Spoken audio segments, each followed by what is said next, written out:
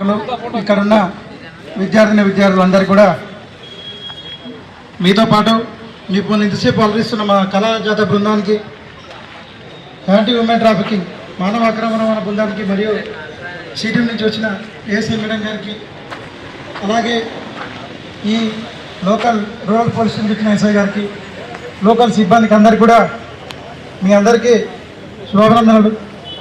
ముఖ్యంగా రెగ్యులర్గా ఇక్కడ జరుగుతున్నటువంటి క్రైమ్ మీరు డైలీ పేపర్లో కానీ సోషల్ మీడియా ద్వారా కానీ మీరు యూజ్ చేసే ఇన్స్టాగ్రామ్ ద్వారా కానీ ప్రతి ఒక్కరు కూడా అబ్జర్వ్ చేస్తూనే ఉండొచ్చు.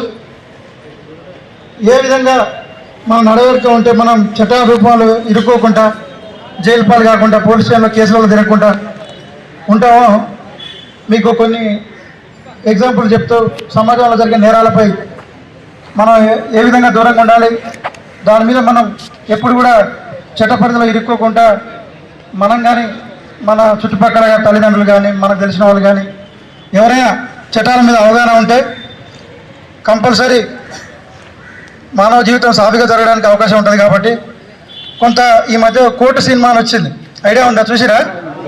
లాస్ట్ వినిపిస్తుందా బాబు? చట్టం మీద అవగాహన లేకపోవడం వల్ల ఒక అబ్బాయి ఏ విధంగా చట్టం వల్ల ఇరుక్కొని జైలు పాలై జీవితాన్ని ఆగాయం చేసుకుంటాడో ఒక చిన్న ఎగ్జాంపుల్ అన్నట్టు ఈ మధ్య జరిగిన ఇన్సిడెంట్లో. అది కూడా పోక్సో కేసులు.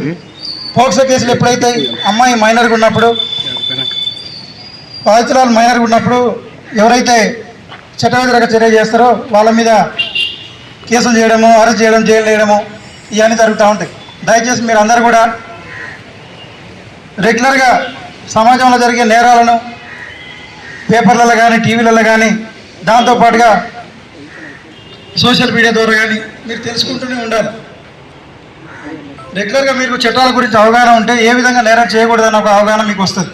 సపోజ్ రీసెంట్గా ఒక బస్సు యాక్సిడెంట్ అయింది కర్నూలు జిల్లాలో. 40 మంది దాకా ఇంజురీస్ అయి చనిపోయారు. బస్సు అక్కడికక్కడనే తలగబడితే అందరూ స్పాట్ ఎత్తి కావడం జరిగింది. దానికి కారణం ఏంది?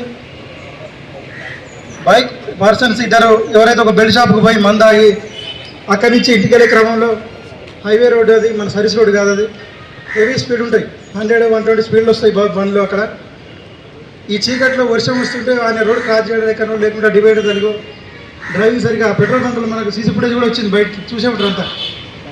తాగిన మైక వల్ల బండ్లు సరిగ్గా నడిపే పరిస్థితి లేక డివైడర్ గుద్దుకున్నాడో లేకపోతే వేరే వెహికల్ ఏదైనా ఇన్సిడెంట్ అయిందో తెలియదు, రోడ్డు మీద పడిపోయింది. ఆయన ఒక దిక్కు, బండి ఒక దిక్కు పడిపోయింది. ఎదురుగా వెనక నుంచి వచ్చిన వాహనాలన్నీ కూడా ఆ బండిని ఏదో ఒక రకంగా తలిగి ఆఖరికి ఈ కింది స్లోప్ ఉన్న బండి ఆ లోపల ఇరుక్కుపోయి దాంట్లో రోడ్డుకు రాసుకోవడంతో నిప్రవాదిగా వచ్చి, అర్థమవుతుందా? ఏజ్తో సంబంధం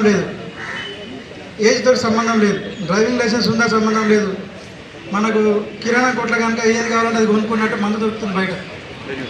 మీరు ఎక్కడ పడితే అక్కడ బెల్ట్ షాపులు ఉన్నాయి, అయినా కూడా మనకు మీకు వయసు పరిపక్వత లేకపోతే మానసిక పరిపక్వత ఉంటే తప్ప ఏదైనా పండుగలు, అకేషన్స్, ఏదైనా ఫంక్షన్స్ ఉంటే ఇంట్లో ఏదో సెలబ్రేషన్స్ ఉంటాయి.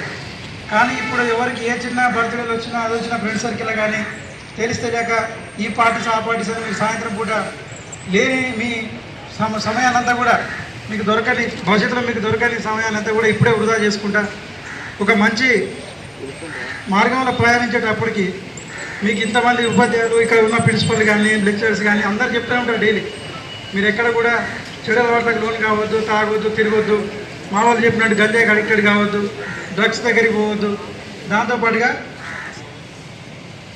మహిళలపై నేరాలు, అమ్మాయిలపై కానీ బాలబాలికలపై నేరాలు కానీ ఇట్లాంటివి చేయకూడదని ఎంతమంది చెప్పినా కూడా కొంతమంది అదే దాన్ని సెలెక్ట్ చేసుకోవడం,